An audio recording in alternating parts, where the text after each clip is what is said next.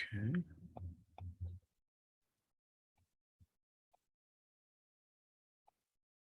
All right, guys, can you see the main screen here? Yep. Okay, thank you. So today I thought we would go through a recent case we did of an ablation, and just so you sort of can see how we do how we think it through during the case in real time. So here we go. So a fairly short case today. All right, so this patient was a teenager with recurrent SVT and presented with a baseline ECG such as this. So let me ask, Sergey, if you have a patient with this ECG and a history of SVT, what is your differential diagnosis in your mind? Good morning. Good morning. So this EKG that we see on the screen shows us sinus rhythm, no pre-excitation. Yeah.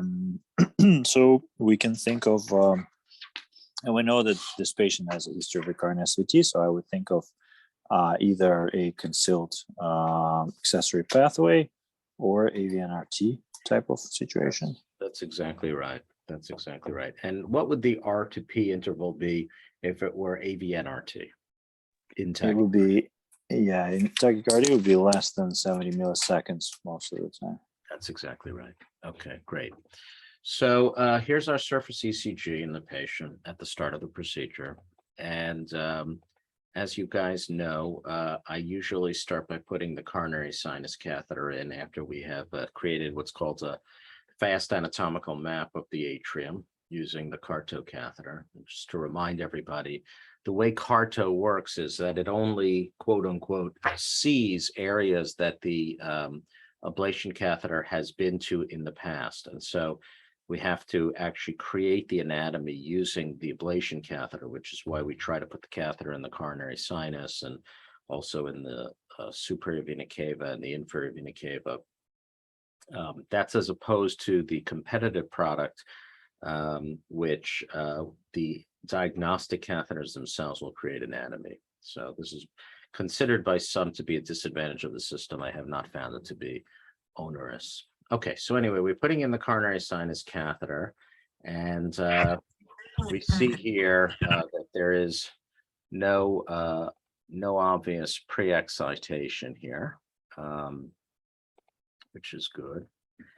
And then I place the RV catheter in, and as is usually the case, I ask Josie to pace the right ventricle in order to obtain a threshold with ventricular pacing. And I'm going to ask Dr. Bonsall if there's any important observation. This is just Josie getting a pacing threshold at the start of the procedure. Good morning, Dr. Bass. Good morning, Perna. This is one of your last EP conferences of all time. I'll still log in. Always invited. Thank you. So here we see that there is ventricular pacing going on, as you mentioned. And then I'm trying to look for the earliest A to see if... And I'll tell you, the only catheter that's in place other than the RV catheter is the coronary sinus catheter. There's this artifact here. I don't want you to be confused. Oh, this is just artifact. Okay. Sorry. Oh, that's okay. So is there anything unusual about the pattern in the coronary sinus of the depolarization? Remember, this is retrograde depolarization because Josie's pacing the ventricle. Right. So I see it going from distal to proximal. That's right. So if we look here, that's exactly right. The atrial electrogram is right. I think you would agree that the ventriculo-atrial interval is tighter or shorter here than it is in the proximal CS, right? It's not as obvious as some cases, but I think you would agree, you actually identified this as being the earliest site. So basically, excuse me, in this case, by about 3 minutes into the procedure, we know that this is a left-sided accessory pathway. Mhm. Okay, so we don't even have all the catheters in. We've not seen even one beat of tachycardia. All we've done is do an RV pacing threshold. We have 2 catheters in the heart, and within about 30 seconds, we know that we're dealing with a left-sided pathway. So, as some of you know, we wrote a paper a number of years ago showing that for left-sided pathways, it wasn't really necessary always to have a His catheter. Not that it's a bad idea, but we have not traditionally placed one. So the only other thing we did was place a catheter in the right atrium. Some doctors, electrophysiologists, would just use the ablation catheter as a high RA catheter, or pace from the coronary sinus and avoid a high RA catheter at all. But since I had already had a sheath in place, we just took advantage. Okay, so here is rapid atrial pacing at cycle length 600. So the RA catheter is in place. Josie has checked the threshold to know that we can easily pace the atrium. So now we're pacing at cycle length 600, which, Perna, what heart rate is that? 100. Right, that's 100 beats per minute. And then now we're pacing at cycle length 540. So why are we doing this? Why are we doing rapid atrial pacing? And I'm going to ask, oops, sorry about that. I'm going to ask, Grace. Grace, why are we doing rapid atrial pacing anyways? You're testing the AV node, the health of the AV node. And Why? as you'd like to know how fast it conducts, or as you go down the cycle lengths, you like to know when it was conducting as opposed to after the ablation in case there is any damage to the AV node. Right, that's true, yes. And I'm sorry to cut you off. Go right ahead. That's okay. And if there is a jump in the AV interval as you go down the cycle lengths, then you might be more suspicious that there is a slow pathway as well, like a notice or nidus, or a reason to have another reason for tachycardia. That's exactly right. I'm very proud. Excellent answer. So we're looking at, first of all, how good does the AV node conduct? Because just as you said, you sort of want to know what things look like before you start mucking around in the heart with ablation catheters and other things. And you also want to see if there's evidence for dual AV node physiology. And so we would normally see a very significant jump in the AH interval, but more important, we would see so-called sustained slow pathway conduction, which we've seen in other cases this year, where the PR interval is even longer than the R to R interval. So right now, what we're seeing, if you compare, say, this is cycle length 500, if we compare it to 540 or 550, I think you would agree that the PR interval is a little longer, but not very much longer. So now I'm just cutting, just to make it a little, for the sake of time, we're going to go to cycle length 450, and we see that the PR interval is yet a little bit longer, but again, not a crazy length of interval, not a crazy PR interval for a cycle length of 450. And here we are at cycle length 400. So Grace, what is the heart rate at cycle length 400? Believe that would be one. Oh, I can't believe I can't do that math in my head right now. 150. 150, that's exactly right. So cycle length 400 is 150. And I often will say that one of my mentors, Dr. Hordoff, used to say that under general anesthesia, everybody should be able to conduct at about cycle length 400. Anything more is gravy, but if you don't see cycle length 400, probably there's an issue. That, of course, there are exceptions, like people with very well-trained hearts who have very high vagal tone may not conduct that well with pacing. And now we're at cycle length 350, and we're seeing that the PR is getting longer, but again, the PR interval is clearly not longer than the R to R interval. And then what happens here, Grace? So we were at 350, And Mhm. oops, let me go backwards. Sorry about this. So at 350, we were going 1-to-1. And then here we are at 340. Mhm. Seems like we're not anymore. So what's happening? Mhm. It looks like we have a sustained slow and then we winky Bach. Well, yes, we do wanky Bach. Now, when you have sustained slow, so is the PR interval longer than the RR in this example? Let me look. So, oh, actually, no, I'm sorry. No, No. So no. it is a long PR. And if it had continued, if it had persisted, let's say at cycle length 330, 320, 310, then we might have started wondering about the possibility of this being evidence for dual AV node physiology. But when you see the PR interval lengthen and then block, or wanky Bach, as is the case here, that would suggest that there is not dual AV node physiology. And this is just regular AV nodal decremental conduction. And if we look here at this PR interval or AV interval, and then this AV interval, and then this one, and then finally this one, I think you would agree that the A to V interval or the PR interval is lengthening, long, longer, longer, really long, and then it blocks. So this is a very nice example of wanky Bach. Okay.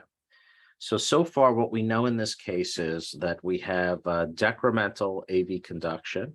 We have a normal functioning AV node. And when we pace the ventricle, we have eccentric ventriculoatrial conduction. And then this occurred spontaneously. Whoops, sorry about that. Seems to be bad with the buttons this morning. So let me ask Tarek. Tarek, what is going on here? So this just happened spontaneously.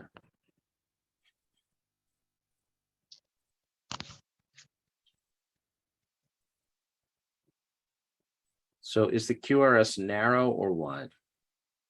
Oh, it gets wide. Well, it only looks wide because the paper yeah. speed is at 100. It's Okay. actually a normal QRS, and I can prove that by looking at the prior. Just these slides are so very unresponsive program, so I apologize. But you see, this is the QRS when we're just A pacing. Yeah. And in the next hour, this slide will change. Okay, there we are. And so here we are. Whoops, that's good. The computer is acting like a nice 1979 computer here. Just okay. So this is tachycardia, right? This is the 12 lead EKG when we're in tachycardia. And this is at a heart rate of cycle length of 320 milliseconds. Yeah. So what is that heart rate? Yeah. Sorry. So the heart rate is 188. Right, exactly. So we're in tachycardia, and the important point here is that in tachycardia, just as with the V pacing, we see that the earliest retrograde atrial electrogram, again, is in the distal coronary sinus pair.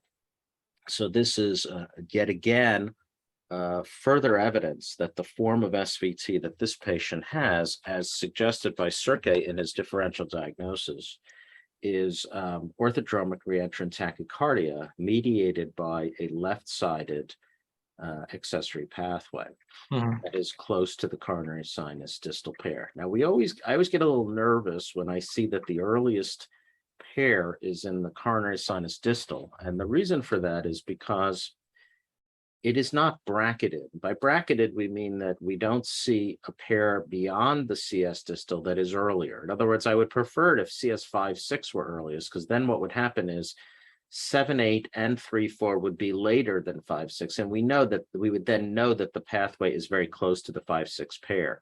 All we can tell from this is that the CS distal seems to be the earliest, although interestingly, if you compare it in time to CS3-4, you could potentially show that maybe 3-4 may even be a millisecond earlier than 5-6, than the distal, I'm sorry. So this is suggestive of the fact that the pathway is near the coronary sinus distal pair. It might even be a little proximal to the pair. So right away, in like under 3 minutes, we have the diagnosis in this patient. And this is, so I'm trying to show it to you in the exact order that it occurred when we did this procedure. Okay, so let me just go ahead here. Why this is so glacially slow. I think it has to do with the fact that the images I took are very large files for some reason. I don't know why. So I apologize. Okay. All right. Okay, so at this point, then we start doing atrial extra stimulus testing.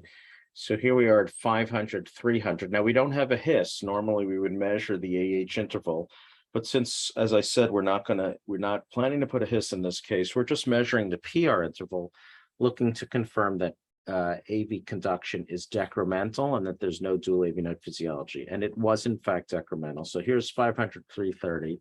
And in the interest of time to move it along, at 500, 280, we see this happen. So David Barris, what's going on here?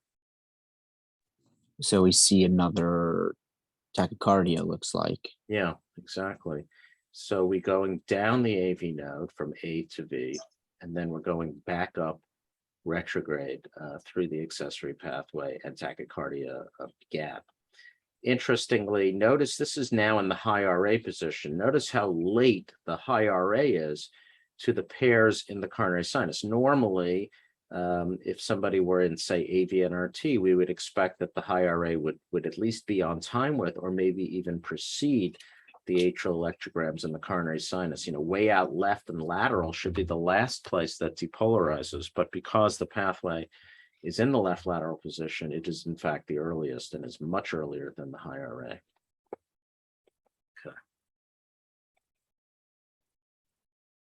Okay, so we, just for completeness sake, we do ventricular extra stimulus testing. So Tulsi, if I am doing ventricular extra stimulus testing and somebody who has a concealed pathway that conducts retrograde, do we expect that ventriculo-atrial conduction will be decremental or non-decremental? Do pathways conduct decrementally or non-decrementally? They would be decremental. No. Pathways are non-decremental. Remember, the AV node is decremental and accessory pathway is non. So we would expect or hope that, so we see here with our pacing, we're 500, 350 in the V. We see that the earliest retrograde A is clearly in the CS distal pair. We would expect that the VA interval will not change as Josie makes the extra stimulus progressively earlier. So I just cut ahead to 500, 300. And it's interesting, right? So the earliest retrograde A is clearly still in the coronary sinus, but I think if we compare this, the ventricle to atrial interval to this, I think you would agree that the interval actually got a little bit longer, right? This VA interval here, although the A is still earliest in the distal CS, it is a little longer than here. So it is actually decrementing ever so slightly. There is minimally decremental conduction here. And that's just an interesting point. You know, I'm always trying to just beat in, you know, simple electrophysiologic principles like what's decremental and not. But it turns out that even so-called non-decremental pathways can decrement a little bit. So this is sort of, I would say, a very minimally decremental pathway. So we're at 500, 300, and then we go to 500, 290. So again, I'm going to show you 500, 300 with this pattern of retrograde, and now we're at 500, 290. So I am going to go back to Dr. Bonsall and ask her, what do you think happened here, Perna? The VA interval increased significantly. That's true, agree, but why? Why is that? And is the is the atrial depolarization similar to before? No, No. no, because if you look at the first beat, the first spaced ventricular beat, you see the atrial beat, like the atrial electrogram earliest in the distal CS. Yes. But if you look at the second spaced beat, then you see it earliest in proximal. That's right. So what do you think Yes. happened here? Uh-huh.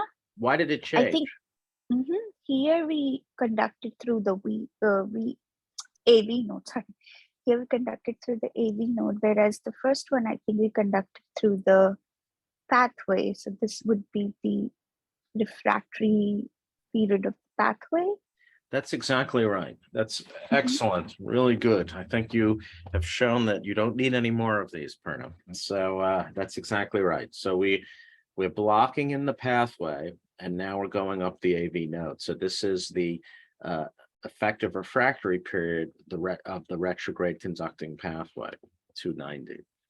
And then we go to 280, and we see that the VA interval, I'll show you, this is 290. And this is 280. The VA interval is getting a little bit longer, and showing that we're now going through the AV node and that we are decrementally conducting through the AV node. The next one at 270, we had VA block. So now we're doing one last test, which is to give adenosine in the setting of V pacing with this accessory pathway. And Tulsi, what would you expect would happen if we gave adenosine to somebody with an accessory pathway in terms of the retrograde conduction? Would it block or not block? Not block. That's right. It would not block, because that's exactly right. Because adenosine pathways are not generally adenosine sensitive. Now, there's always exceptions to these rules, just like I showed you that a pathway can sometimes be decremental in conduction. But what we're seeing here is VA with this unusual retrograde pattern, what we would sometimes call an eccentric pattern, because it's earliest in the distal CS, not in the proximal, and we don't see any change at all. So despite giving 12 milligrams of adenosine, we have no VA block. And what I'll often do is ask Josie to come off, because I want to prove that there was adenosine effect. So usually we'll see one or two non-conductive P waves, and then we know confidently that the adenosine was in the heart and it just didn't cause block. So now I think it's fair to say that we have a very good evidence that the patient has a left-sided concealed accessory pathway that is adenosine insensitive, does not decrement. So very typical concealed pathway. So at this point, we did a Brockenbrough transseptal puncture to get into the left atrium, and we began mapping the mitral annulus. So how would we, David, how would we map this pathway if it's on the left side and conducts only retrograde? So you got to do either the Brockenbrough, which you mentioned, or you can go retrograde. I think you Right. mentioned earlier, you can do it with 3 catheters, the V, the CS, and the ablation catheter. But how would I demonstrate pathway conduction in order to map it? So you're right. So in our case, we chose to go transseptal. That's our preferred approach, but you're right. You could go retrograde. A lot of people do that also, although less than in the past. So now we're in the left side. How am I going to demonstrate pathway conduction in order to map it? So you'll want to get a ventricular and atrial electrogram on your mapping probe. Right, but how and then will I you're going show it? to- Yeah, go ahead. And then you're going to, and then you're going to want to show how early the V is on the mapping probe relative to, Is it I the guess, V the or the CS. A? This pathway only conducts retrograde. only the retro. Oh, if it's only retrograde, it's going to be, you're going to look at the earliest A then on the Right. mapping probe. And how am I relative to gonna the- how am I gonna see the earliest retrograde A? Well, you can V pace and, Right. see the earliest A by That's V pace. exactly right. So this type of map in a pathway that only conducts retrograde, there's really only 2 ways that we could map this. One would be in V-paced rhythm. The other would be in tachycardia. You could potentially put the child in ORT and map it in that way. We don't prefer to do it that way because in tachycardia, the heart is beating obviously very rapidly. And in this case, at 188 beats per minute, as Tarek explained to us. And so if the pathway were successfully ablated in tachycardia at the moment of pathway a block from the ablation, the tachycardia would terminate suddenly and the catheter might fly, might not stay put at the location you're ablating at. And so we would rather have the rhythm be very stable during the ablation so as to minimize the movement of the catheter at the location of ablation. So in this case, we would do V pacing. Now, it's interesting that in this case, as in most, when we're pacing from the right ventricle, we can see eccentric conduction through the pathway to use to map. Very rarely we can't, and we actually wrote a paper on this. We called it, I think, the concealed accessory path, left-sided accessory pathway. In those cases, the only way to ablate it is either to pace very, very rapidly to block in the AV node, or to pace the left ventricle. So in some cases, we'll rarely place a catheter retrograde into the LV because sometimes pacing from the same ventricle will demonstrate the pathway conduction, or alternatively, you could do this in orthodromic reentrant tachycardia. But in this case, we were lucky in that RV pacing resulted in very nice eccentric pathway. I'm going to change the slide sometime today. Here we are. So here we are mapping, the catheter is on the mitral annulus and we're in V pace rhythm. And so what Josie is doing is she's looking at the earliest atrial electrogram in the catheters in the heart, in this case at the CS distal, and she's comparing it to the onset of the retrograde A. So this is the signal on the distal map, and this is actually a ventricular and an atrial electrogram that are sort of smushed together because the pathway is located right on the mitral annulus, right near to the pathway. And what she's doing is she's comparing the onset of the atrial electrogram to the onset of the atrial electrogram in the otherwise earliest pair, which is CS distal. And what she's demonstrated here is that it is 11 milliseconds earlier than any of the coronary sinus pairs. And now, we don't know how early we can get. So what we do is, that was actually one of our very first locations where we put the catheter out. But because we know that we're not going to be that lucky very often that the first location is the rest location, we move the catheter a little bit lateral to see how early or late we are. And when I went lateral to this position, it was like -7 or -6. And then I tried going a little medial to this position, and it was similar, like -7, -9. So not as early as at this location. So we put the catheter back to this location and convinced ourselves by moving the catheter around the mitral annulus, both distal to the area that we had the best signal and proximal, that this was in fact the earliest and best signal. We also confirmed that the tip of the catheter, we're using this new catheter called the Smart Touch, which will measure how many grams of force we're exerting on the myocardium, which is a good indirect way to know that we are touching the tissue adequately. And the company believes that 5 grams or more is usually an adequate pressure to know that you're touching the myocardium and can deliver a good lesion. As you know, in my case, I don't normally use irrigation because that makes deeper lesions. So we're just doing a standard, what's called a temperature controlled burn. And what we see here is that, so this is when the radiofrequency energy goes on. And initially, we have a couple of premature atrial contractions, probably from the irritation of the burning, a couple of them here. But already we see that there is dissociation in the V and the A. Now, these two beats do seem to be conducting, Josie's pacing the V through the pathway. But then eventually we see that the VA interval has widened by here. This took about 2 or 3 seconds to happen. And then when we were done with that, we see that the VA interval is different now, right? Now, the earliest coronary sinus pair is in the proximal. They're all about the same.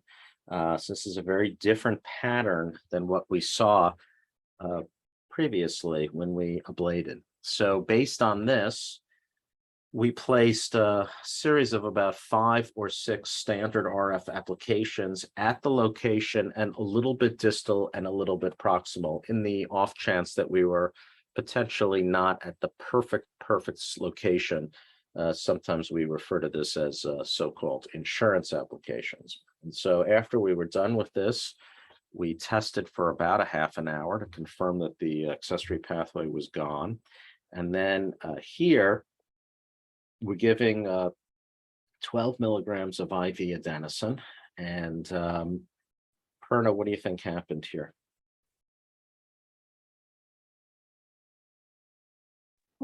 Oops, sorry. There is. Wait. So I'm looking at the second beat, and is that a conducted or it's not conducted? Because you're V-pacing, first beat is conducted.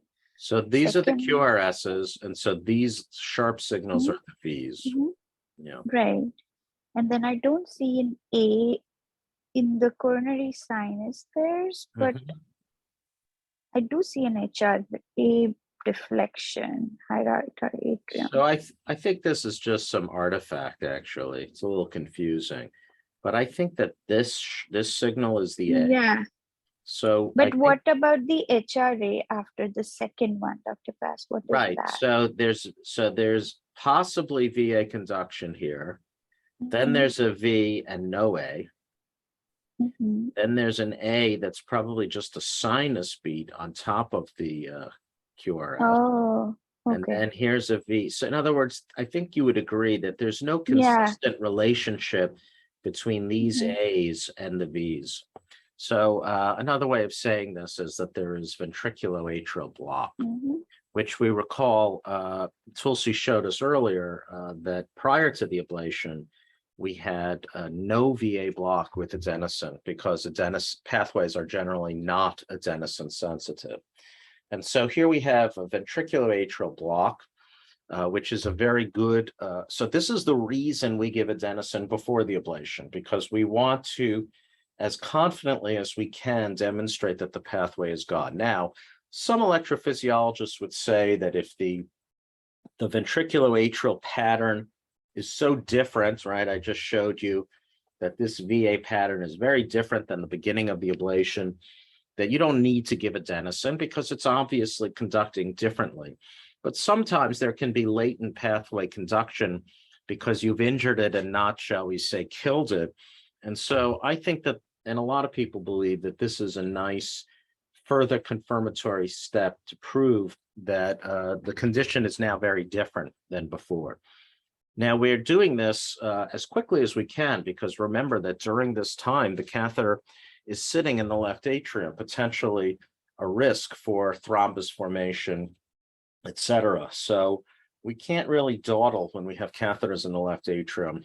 And so once we were in the left atrium, we gave a high dose of heparin, and we were lucky in that we were able to ablate the pathway in under 5 minutes from the time we entered the left atrium. So we really were only in the left atrium for approximately 35 to 40 minutes. And in a healthy person with good heart function, as is often the case in our young patients undergoing ablation, thankfully, there were no serious concerns. And so that was the case. So I hope that was helpful. I just thought it would be useful to go over a case, as they say, in real time, to demonstrate sort of the thinking as we're moving along, because sometimes I know we're moving very quickly and it may be challenging to follow the case. Are there any questions regarding this? All right. If so, then I think we'll end for today. And I think on Thursday, we're going to do the hemodynamic review angiography, if you guys are interested. Do you still want to do that on Thursday this week? Yes, that would be great. Yes. Oh, wait, you know what? Thursday This is Thursday is Dr. Rossi. Yes, it's Dr. Rossi's visit. Thank you, Perna. So we're not going to do it this week because we have Dr. Rossi, and I'm going to have to go to Grand Rounds and be there a little early. So I apologize, but we'll resume the next time. So thanks, guys. Have a great day. I'll speak to you soon. Thank you. Thank you. Thank you. Bye-bye.